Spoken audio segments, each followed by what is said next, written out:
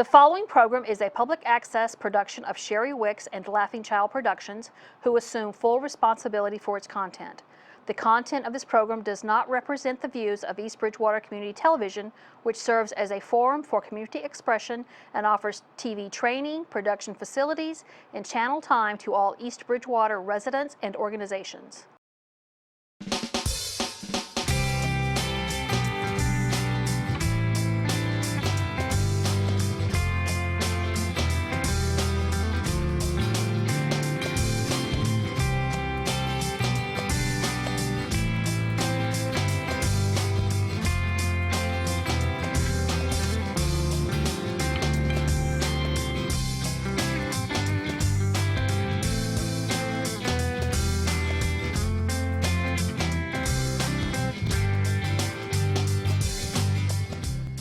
Hi, welcome to Scrapbooking on a Budget. My name is Sherry Wicks and I'm your host for the program today. It's November now, so you know what that means. It means Thanksgiving and Veterans Day. That's right. We're going to do something for Veterans Day as well as Thanksgiving. So I've got a really busy show planned for you today and I want to jump right in. So as you can see, these are some Thanksgiving layouts that I made in a previous episode. And I just wanted to point them out because they are basic layouts that you can use. The point that I wanted to make on the earlier episode was that you can make these in advance. You're kind of running out of time now, so I think if you don't already have them, you need to have them. But by changing the colors and using different embellishments, you can change each of these layouts for a different holiday. So it's up to you. So because we've already done some Thanksgiving layouts, we are not going to be doing any layouts in this segment, but we're going to do something different. We're going to do the blessing jar. And this is a project that I initially saw in a magazine, but by the time it was time to do this show, I'd lost the instructions, so I made up the instructions. So this is my own creation, basically. But what we want to do is to jump right in, and if you open this, I thought it was the old-fashioned fruit jar. I thought it was kind of symbolic of, a bountiful harvest and that sort of thing. So I had a couple of these around. So if you don't have canning jars, then you can also use a little basket. And I really thought this was going to be a lot less difficult to get these out. But the reason I want to get them out is because each one has a different design on it. And I want to show you how I've embellished each of these. These are called topic cards, and as you can see, each one is a little different, and they're done with different colors. But the best budget tip for scrapbooking that I can give you is to fully utilize the equipment and the tools and the supplies that you have on hand.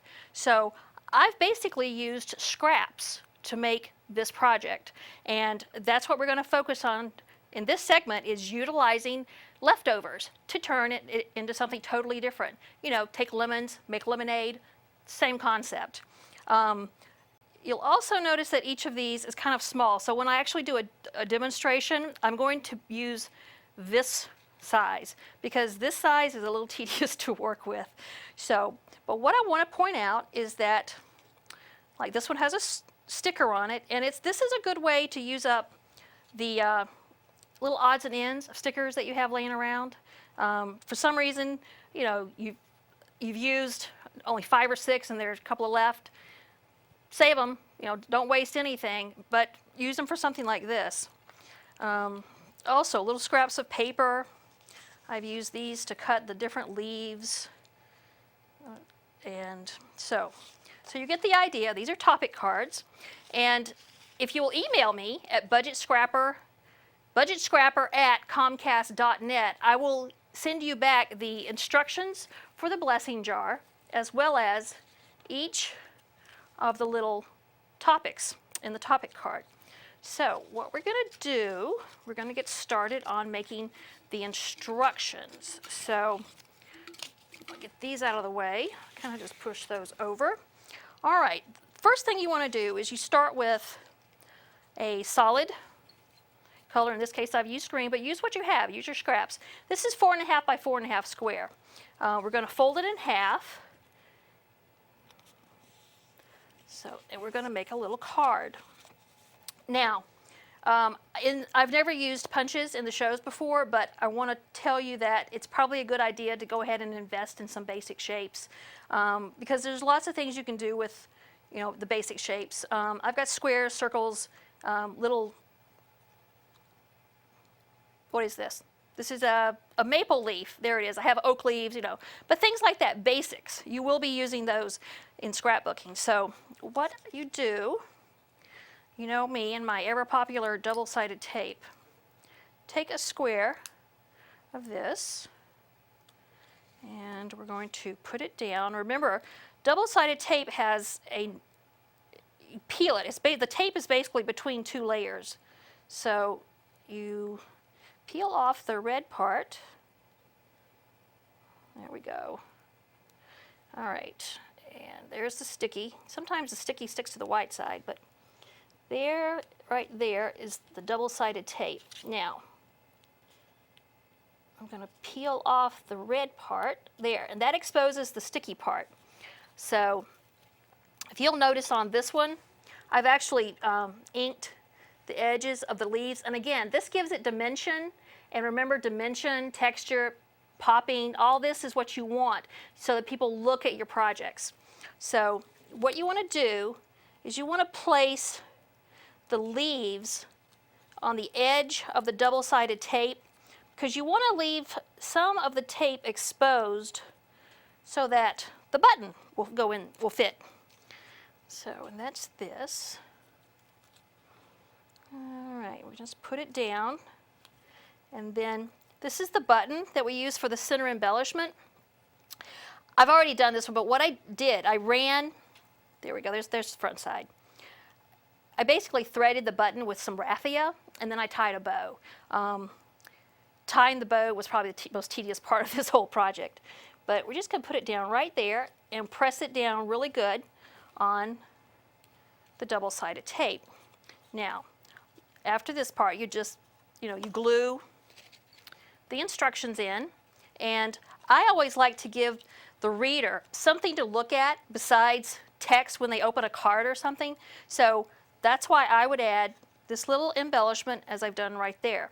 So to make the cards, it's a smaller version of this, okay? We're going to move on to another segment now. We're going to take a little break. I'm going to set up, but when we come back, I'm going to give you some tips on cropping your photographs. This is a topic that I haven't covered yet, so I figured it was about time, and this is good information that all scrapbookers need to know, okay? Thanks. Stay with us, okay?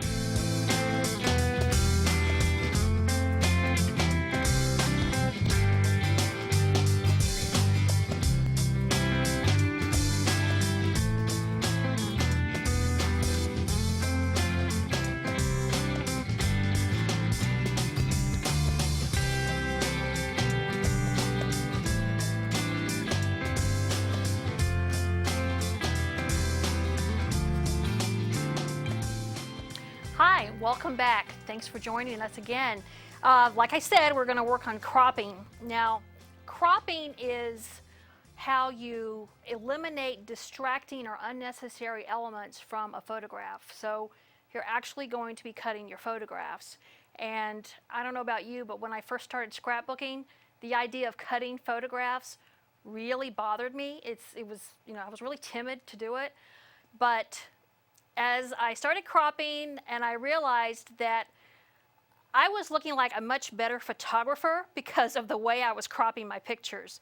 So basically it's a way to take a nothing photograph and turn it into a photograph where there's a central focus, where there's, where the composition it looks a lot better. So I'm going to give you some tips that I've learned through 6 years of scrapbooking. But what's going to happen is you're going to develop your own feel for cropping, and it's going to actually become second nature to you. So just take what I say and absorb it, but develop your own feeling for cropping. Okay. So right here is the layout that I've done in honor of Veterans Day, actually, and I've done these layouts to highlight a group that's here in East Bridgewater called Support Our Troops, and we'll be talking more about that in the third segment. But right now, let's get back to cropping. This is the original photograph that I took at the packing party that was held at the end of September. And as you notice, there's someone with her back to the camera, and that's a distracting element. Also, there's this jar, this big clear plastic or glass jar, and I consider that a distracting element as well. So what I did, I cut this woman out, and I cut that jar off. So you see, by removing the distracting elements, I have a photograph that tells a better story. It's a clear picture. These people were packing boxes, and this woman was animated and very involved in what she was doing. Much better. Now, the next picture, I want to show you why I cropped it. Some of these are going to be fairly obvious. This is the original picture, and you can see what's wrong with this picture. There's an arm coming out of nowhere. Try to avoid that. So what I did, I cut the offending arm out of my picture, and that made it much better. And the picture still tells a story, because Kathleen is reaching for something, and so is this gentleman. It's a better picture. Now, you'll also notice, whoa, here we go. Almost had a blooper there. I cut some of the bottom out as well, because what you have here is a lot of white space, and that tends to be very distracting when you have other colors, and it tends to make your eye stop when you've got so much glaring white. So I chopped that off. Now, like I said, you're going to start developing a feel for the photographs yourself when you start cropping. But you'll also be amazed at how much better a photographer you are once you start cutting up your pictures. This is the original picture. Again, you've got arms coming from nowhere. You've got a child's face hidden. So unnecessary elements. Chop, chop, chop. So I took it out, and as I was setting up for this particular segment, I realized I should have cut that white out. That is really bad. That offends my eye. So I can't believe I left it in there, but this is what happens when you work on stuff at night. So that should have been done. Now, the last picture, I'll show you. This is the original photograph. Perfectly nice photograph, shows the finished boxes all ready to be shipped off. These boxes, by the way, are going to troops, to military members, East Bridgewater residents serving in the military. And it's a nice photograph, but again, you've got this arm and only half a person. I only managed to capture half of Kathleen.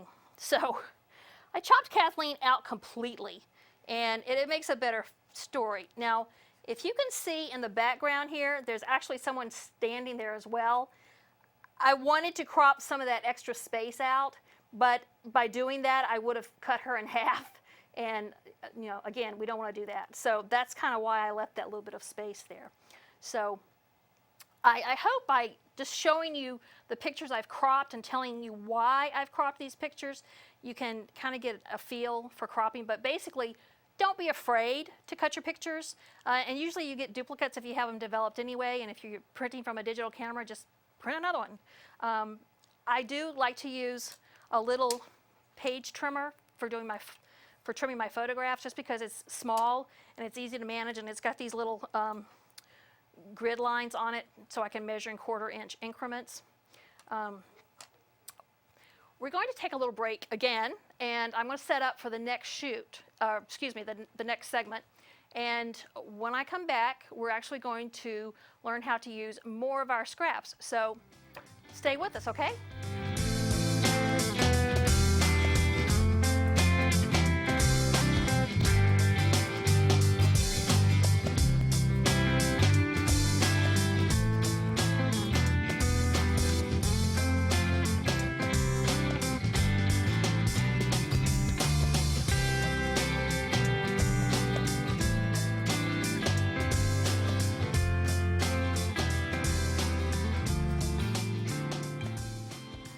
Hi, welcome back. Thanks for joining us.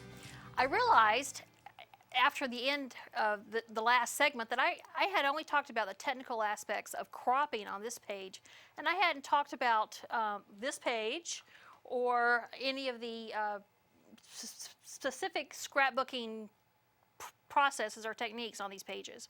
So what I'd like to do, first of all, this is printed on vellum, and what it is, it's the names of all the East Bridgewater residents who are serving in the military. And what I've done, I've found a font called Army, and I did all their names, and I blocked it out. And to make it nice and even, I downloaded a star piece of clip art. Again, easy way to get embellishments for your scrapbooking. They're free.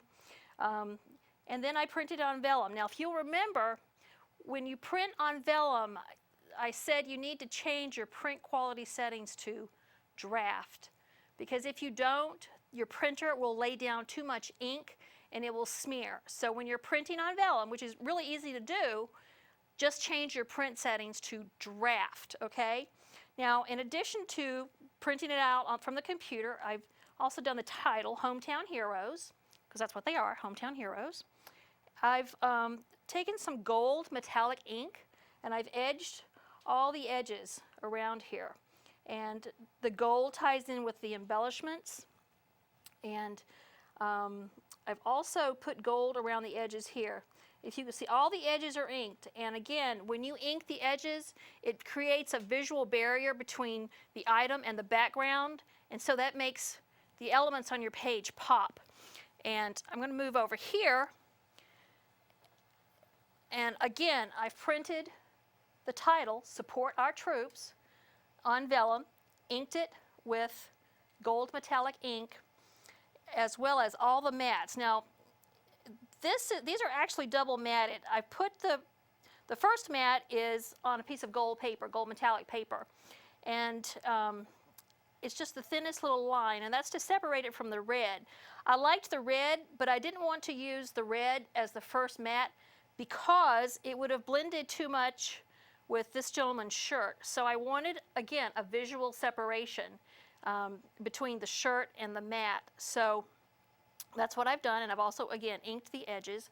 Now, if you'll come down, if you look right down here, this is my journaling box. And I've taken some gold thread, and I've just wrapped it around the mat here. And again, that ties all in with the military history, the military aspect of the page, as well as the color scheme. So now that I've kind of explained what I want to do, I want to get back to what I was going to do for this third segment. And again, the best budgeting tip that I can give you for saving money with scrapbooking is to use everything you have, and that means using your scraps. So I'm going to do a little segment here on card making, and making cards is the best way, I think, to use up all your scraps. And what I've done when I made cards, I've given them to this group. And when you give cards to support our troops, they actually put the cards in the boxes that go to these troops. I've got a picture here of this gentleman, and he's actually reading one of my cards. I made Halloween cards, and if you'll remember the last segment, I had some scraps left over from those layouts. I used all the scraps plus some and made cards, and they're on their way to troops now. So I had a lot of fun doing that. So we're going to move on to card making. And what I want to do, I want to talk a little bit about card size. This size is made from a 5 by 7 inch cut piece of cardboard. See, cardstock rather. Now this size is cut, it's 6 by 6, so it's cut from a 12 by 12 piece of paper. When you use this size, you can get 4 cards out of a single sheet of 12 by 12 cardstock. Very economical. This size, you can get 2, and then you have some scraps left over. Not quite as economical, but it's a nice size. And the beauty of using either of these two sizes is they both fit in standard envelopes. So you don't have to make envelopes for them, which is a huge time saver. So this is the card we're actually going to make. This is just the basic card. And before we do that, I want to show you, oh, one more size.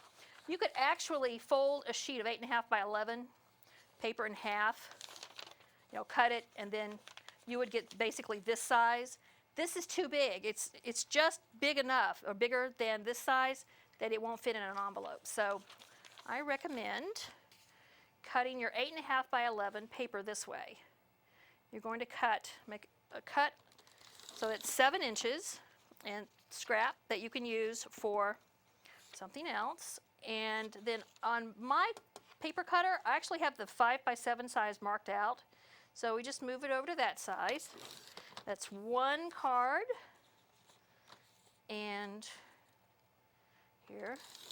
All right, so from an 8.5 by 11 sheet of cardstock, we're going to get 2 cards, and we're going to have some pieces left over for use on another project. So what I want to do, again, this is the basic card, and I'm going to teach you how to do this card. And from this card, you're going to be able to build, okay? So, but this is the basics. So what I want you to start off with is, I've got these little pieces. Okay, now this first piece is, here's my little cheat sheet. This is cut 3 inches. This piece is 2 3/4. This is 3 1/4, and this is 2.5 inches. So we're going to make those cuts. So there's our 3, 2 3/4, 3 1/4, and 2 1/2. Very basic. Now, here's your cardstock. I'm going to just fold it in half. Now, if you want, you can score this or use your funny bone or a bone folder to crease it nicely. But we're just going to lay out our pieces. And you kind of stagger them, but you line them up at the top.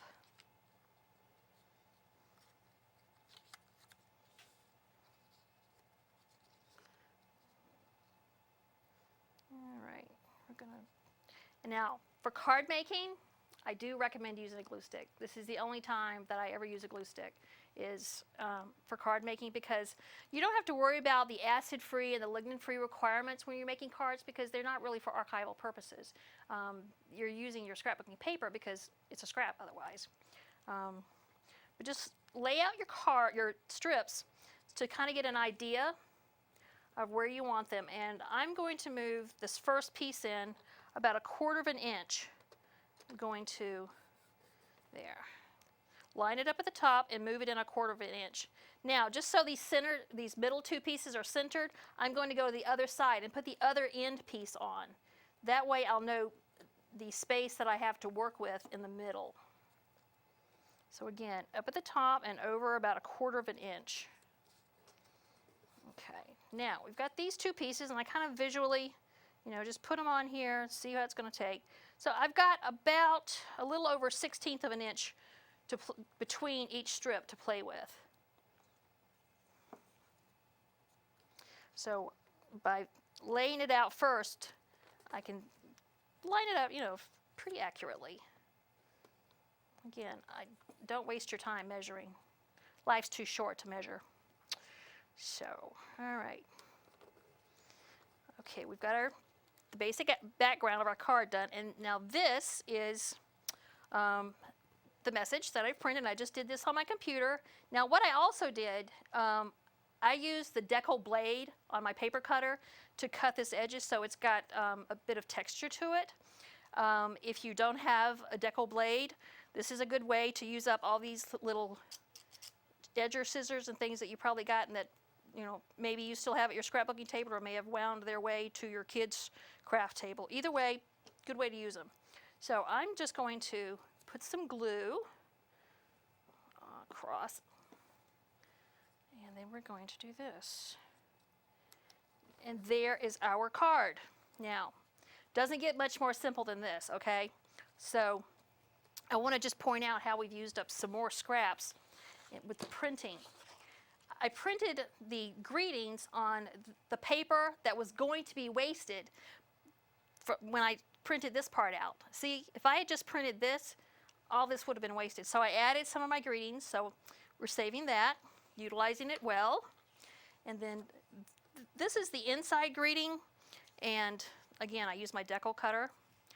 But this was the extra paper that was left over from the instructions on the blessing jar. So utilizing everything we have the best possible way.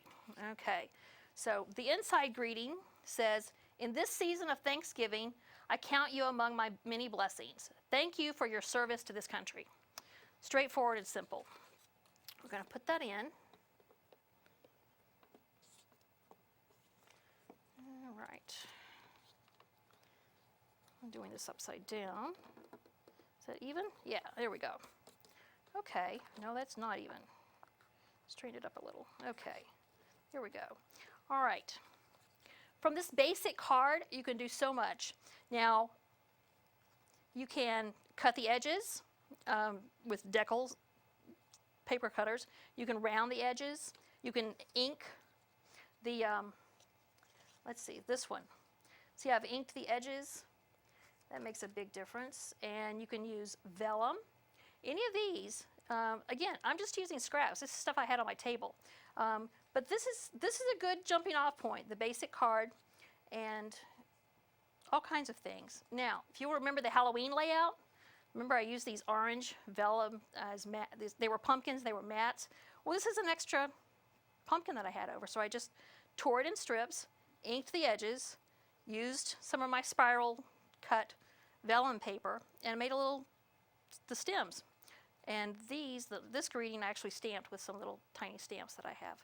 But again, card making opens up a world of possibilities for using your scraps.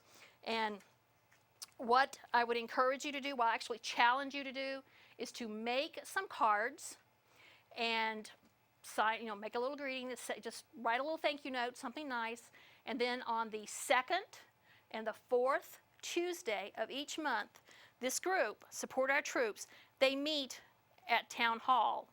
On the 4th Tuesday is when they actually do the packing, so that's when to show up with your cards, okay? Again, I challenge you to do this.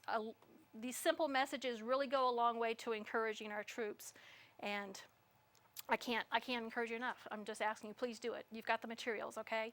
We are out of time right now, so what I want to do is just say goodbye, but I want to encourage you to step off the page. Do different things with the materials that you have, and try the blessing jar, do something different, make the cards, and I'll see you next month, okay? Bye-bye.